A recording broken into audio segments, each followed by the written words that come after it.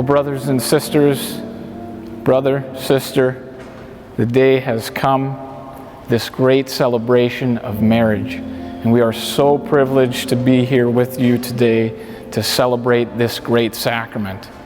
And we welcome all visitors and guests who are coming from out of town, of all faiths and background. We are so glad you could be here together for this great celebration.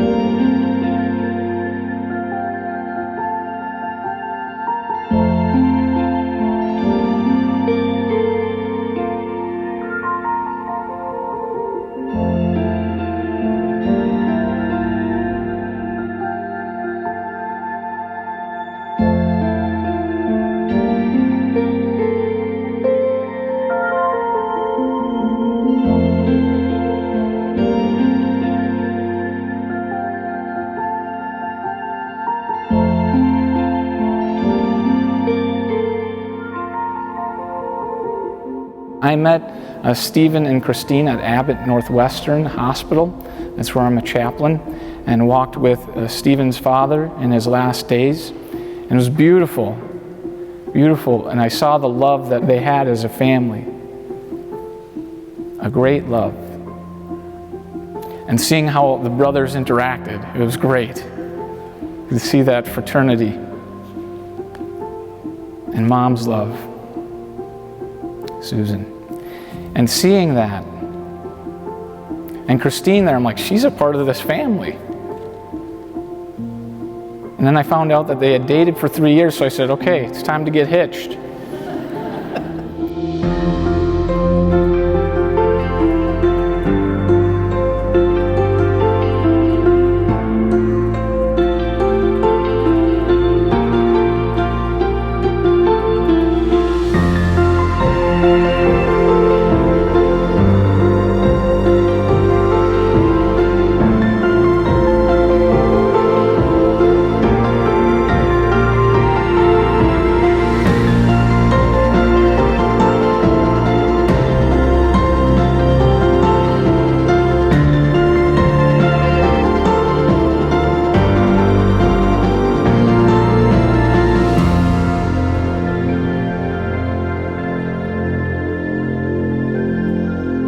Some of you call Christine Steen, Steensy, Christine, Binsan, which means cousin in Filipino or Tagalog.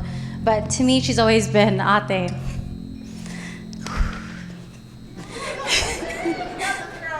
Okay, so ate in Filipino Tagalog means older sister. Being an older sister means being a good role model for the younger one, me. And I have always looked up to you. You have been a role model to me in many ways. Growing up, you've always set the bar really high. And it was always really hard to catch up to you, but I've always looked up to you, whether it be, growing up, you excelling in piano, which I never became good at. Girl Scout, she got her gold award, and I got as far as my silver, so there you go. And then in school, she did all these leadership roles, like, president and whatnot, or in middle school, college, pharmacy school. She always found something to do to keep busy. I don't think I did that either. But she did pursue going out of state to college, which I did do as well, going out of state to Minnesota. And she pursued her dreams of being a pharmacist. And I also went into nursing, which medical field, but not as high, I guess, too. But we got there. But, overall, altogether, even though, you always set the goals high and everything, I feel like that made me really a better person, just kind of striving for higher goals and just trying to be a better person for myself and also for mom and dad, making them proud, being the other number one. And you're always a really good helper and being selfless in the family, whether it be, stepping up to help with family events, cooking torta with mom like she did the past couple days, doing chores around the house. And a lot of times we had novenas and prayers with our Filipino groups, and she was always the first one to step up. And if not, many of you know, but she's actually very fluent in Bisaya, which is our dialect. And, I wish I could, but, she always stepped up. Yes, she always stepped up, and she always was first to lead, as always. But, one of my favorite things was that she always put her needs before my own, whether it be picking me up from school and making sure I'm doing okay. Even though, life, especially now, gets really busy, she's always makes the point in time to call me, check in, whether driving to work or getting off, just seeing, how we're doing. And I know Steven, he's heard a lot of our conversations, even though it could be a love-hate, but, we're always making a point weekly or even daily to just check in, make sure we're all good. I remember the first time I met Steven, and, when she really told me, there's this guy, Steven, that I'm really interested in. So I was like, okay, we'll see how this goes. So ended up, I remember flying to Minnesota, and we ended up going to Steven's apartment, and he created this delicious Italian homemade meal. And he actually made meatballs from scratch, which I was shocked. I was like, that sounds like a lot of work, but, in the end, I knew, he obviously was an amazing cook, as you all know. And, he really made it a point to make sure I felt really welcome. And I knew at that point, he really does go the extra mile for his family and those people that he loves, including his possibly future sister-in-law. But in the end, I really know that even though I may be a tough critic at times, I just really want Ade to have the best person possible who genuinely loves her and supports her. And in the past few years that I've known you, I can really say, Steven, that you really have stepped up. And I know that no matter what may come our way, whether it be crazy job promotions, buying a house together, planning a wedding in 3 months, Steven will always be there with you by your side. And I'm happy to call you my now brother-in-law and welcome you to the family. But just FYI, if you ever hurt her, I'm definitely coming for you. So keep that in mind. Welcome to the family, Steven. We love you. And congratulations to the new Mr. and Mrs. Almeida. Cheers. Now, 15 years ago, at her debut, I was doing exactly the same thing today, giving a speech to my best friend, but this time we're celebrating love and her husband, Steven. So first off, Christine and Steven, you both look gorgeous and handsome. Congratulations and best wishes to you both. I'm not gonna cry. Don't. Christine, we have known each other for 28 years now. We first met in kindergarten and have been close ever since. We have seen each other grow into the women we are today. We have shared countless amounts of memorable moments throughout our lives. We are even 3 days apart, making us pretty much twins or sisters for life.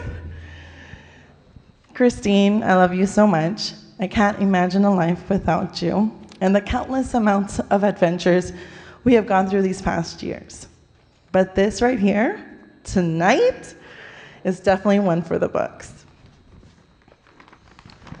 Can you believe we freaking pulled it off? A wedding within 3 months, no wedding planner, but just us.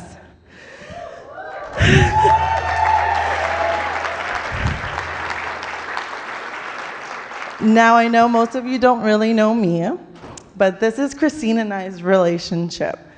You can say we're a bit crazy, but we have always had each other's backs since day one. So when you want So when we want something, we do it and we make things happen. So when she said she wanted to get married in December of this year, back in August, I knew that we could do it, and I was all in. Now look at us. We're here. You're married to the love of your life, had a beautiful ceremony at the school where we grew up, and the party is just starting. Stephen, I didn't forget about you.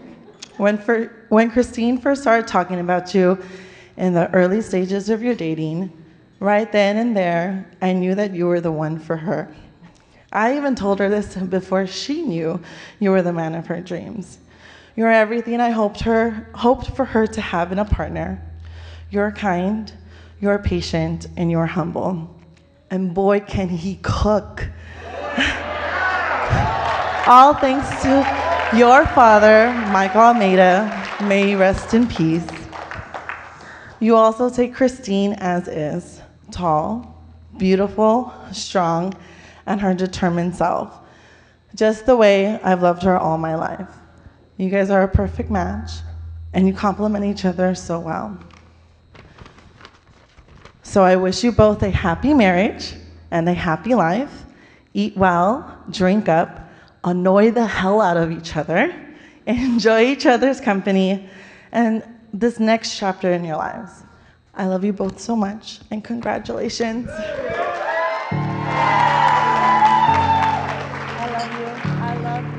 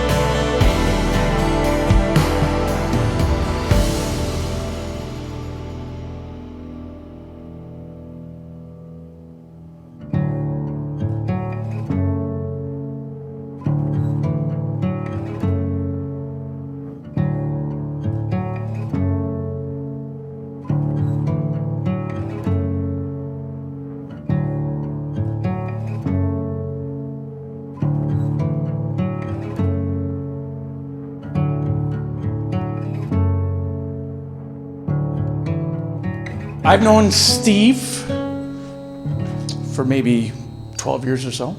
We worked together at a couple restaurants in Minneapolis. A place called Bar La Grassa and 112 Eatery. He was our assistant for a while and supported us. And he became known as a guy called the Schmata. I'll get to that in a little bit. From there, we went on and we were bartenders together at a place called Butcher and the Boar in Minneapolis as well. And he was, I like to say he was the anchor of kind of keeping us together as much as he could, because it could become pretty hairy back behind that bar. But as well, I like to say he's been an anchor in my life as well. He's seen me through difficult times and many good times. I don't know if many of you know, I was through a very bad car accident. I almost died. I was in the hospital for a month, and Steve, the sandwich lover that he is, if you know him, he would bring me sandwiches to the hospital. And then when I got out of the hospital, he was always there for me and took me out for tacos and whatever it would be. And I appreciate that. We've traveled together. We've driven through the Mojave Desert for hours on end, not knowing if we'd ever make it out. He spent time with my family on a holiday or two, so he's seen the dysfunctional part of that part of my life. A story I have is up at the lake. Steve has spent much time up at the lake place I have. He's come up many times and done much work up there. He should be on my payroll. But we were sitting by the fire one night, and we invited a couple other friends, and I have a friend who's Polish, actually from Poland. And we're sitting by the fire, and Steve goes up and introduces himself. He goes, "My name is Steve. They call me the Schmata." My friend from Poland just looks at him with the most bewildering look on his face. And he goes, "In my country, they call this a dirty dish rag." Well, he goes, "Well, that's what I am. I am the dirty dish rag." Well, you know, it turns out Steve has helped us out so much. He was the guy who actually cleaned up for us all the time. And in a very positive way, the dirty dish rag. It was wonderful that he did that. I'm not here to try to humiliate him in any way, though, because believe me, he's got many stories on me that I hope never come out. But I just want to say I'm so happy that he's got Christine in his life. Chris in his life, I'm sorry. And Christine, I'm sorry, Christine. I'm a little nervous up here, right? And but they're wonderful together. They're going to have many happy years. I'm blessed that you're both part of my life. Steve, this, first of all. Oh. Is for you. But otherwise, I want to raise a toast to Mr. and Mrs. Almeida, to many years of happiness ahead of them. Cheers, everyone. Thank you.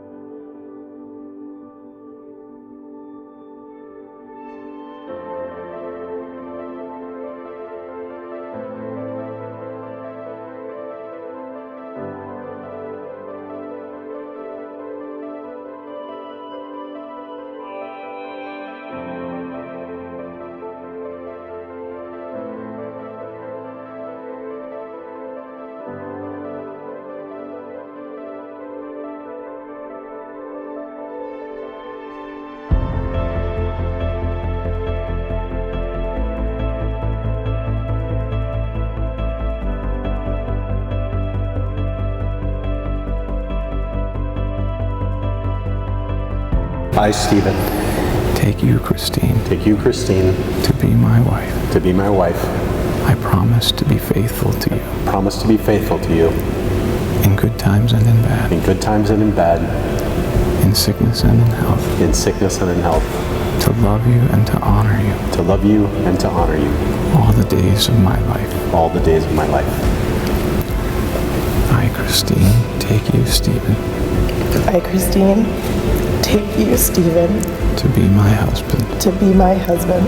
I promise to be faithful to you. I promise to be faithful to you In good times and in bad. in good times and in bad, In sickness and in health. in sickness and in health, To love you and to honor you. to love you and to honor you All the days of my life. all the days of my life.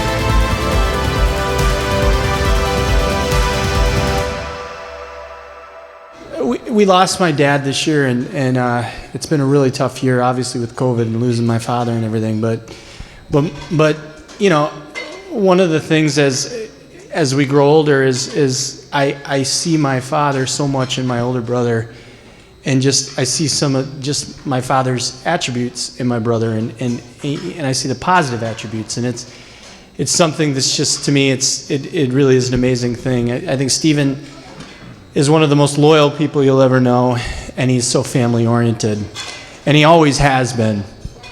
He's always been a little bit quieter. You can't get much really words in with David and I, that's for sure. But Stephen has always been the intellectual one, always been the smartest, and you know, he's always been that protector. So as a kid, I was the asthma kid. I had my nebulizer on the back. I'd go to a house with the dog, and I'd end up coming emergently home and then going to the emergency room. Maybe that's why I'm an ER doctor now. I don't know. I spent so many times there getting prednisone and whatnot. And my mother, for some reason, also equipped me with the world's largest, thickest glasses in the world that pretty much repelled any woman you could ever even imagine until I got contacts. So thank you very much, Mom. But as a young child, I ended up, my first time I had glasses, I was really nervous about going to school. And my brother, for as much grief as he gave me, he said, dude, you're going to be fine. We're going to go to the bus stop. Everything's going to be perfect. You're going to be fine. So we get on the bus, and this guy named Chris Franzik, who gave me crap for every little time. Of course, he looks at my glasses and says, those are the worst. You look terrible, 4 eyes. Before I even knew it, my brother came out of the side and had punched Chris Franzik directly in the nose. Probably would be arrested nowadays, but Chris had at least a contusion, but probably a fracture. So anyway, that just shows Stephen protected us. He loved us. He protected us. He was always there for me. So, and again, just a quick story about him. So. So, and I want to talk a little bit about Christine. So, I heard a lot about Christine, and I live out here in California, and I hadn't been out in Minnesota for a while, and then COVID hit, and I hadn't been there as well for about 2 years. And so the first time that I met Christine in person was a really tough time. I had flown back to say goodbye to our father, and it was a very difficult week. But what I saw during that week, and I heard before, was just the amount of caring and love that Christine brought into that very difficult time. You have to remember last year in January, you couldn't go to a hospital. unless you were, worked at that hospital or you had some other way to do that. So Christine and Stephen both made it a effort to go and visit my father every single day that he was in the hospital. And he was in the hospital for over about a month before kind of things really took a turn.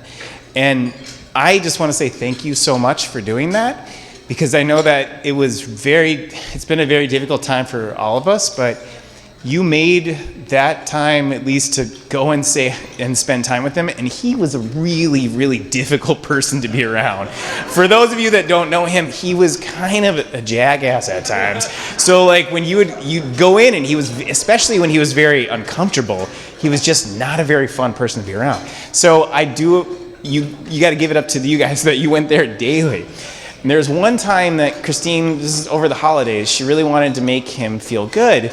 And so she wore the most god-awful Christmas sweater that you had ever seen, and she made it a point to go and visit him. And he smiled, and I wasn't there, but I heard about this, that it was a bright moment in those final days. And so I want to say thank you for that. The other thing that I saw during that week was Christine was part of the family. She was there throughout each day, taking care of my mom, taking care of Stephen, taking care of all of us. And I knew when I left, I was like, well, they're gonna get married. I know that. And I went home and I was like, I told my wife, Kim, I was like, Christine and Stephen are gonna get married. And she's like, I don't know. I'm like, no, they're gonna get married. So I wanna thank you for that. I mean, I see that loyalty, I see that family that you bring and you bring together, and I'm just so grateful for you to be in Stephen's life and to be in our life.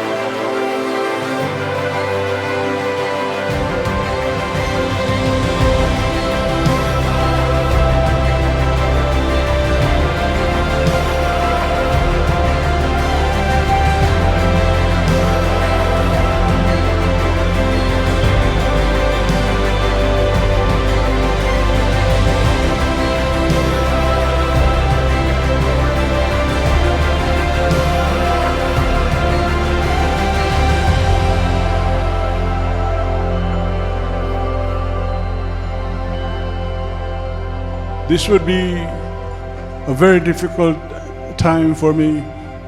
Christine is my number one daughter.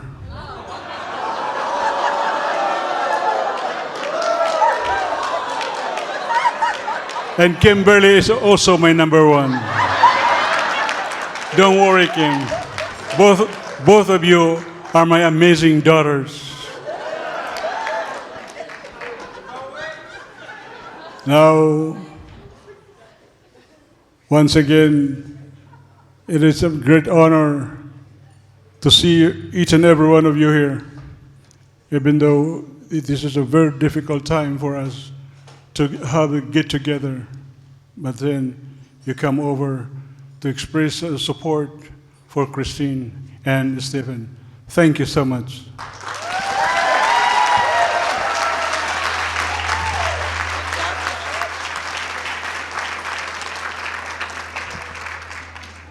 I would like to offer a song for my beautiful daughter, Christine.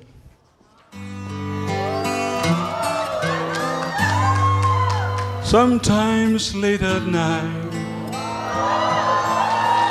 I lie awake and watch you sleeping. She lost in peaceful dreams, so I turn out the lights and lay there in the dark. And the thought crosses my mind, if I never wake up in the morning, would you ever doubt the way I feel about you in my heart? And if tomorrow never comes, will you know how much I love you? That I try in every way to show you every day that you're my only one. And if my time on earth were through, and you must face this world without me, is the love I gave you in the past gonna be enough to last if tomorrow never comes? 'Cause I've lost loved ones in my life who never knew how much I love them. Now I regret that my true feelings for them never were revealed. So I made a promise to myself to say each day how much you meant to me, and avoid that circumstance where there's no second chance to tell her how I feel. And if tomorrow never comes, will you know how much I love you? That I try in every way to show you every day that you're my only one. And if my time on earth were through, and you must face this world without me, is the love I gave you in the past gonna be enough to last if tomorrow never comes? Tell that someone that you love just what you're thinking of if tomorrow never comes. I love you, Christine. I love you.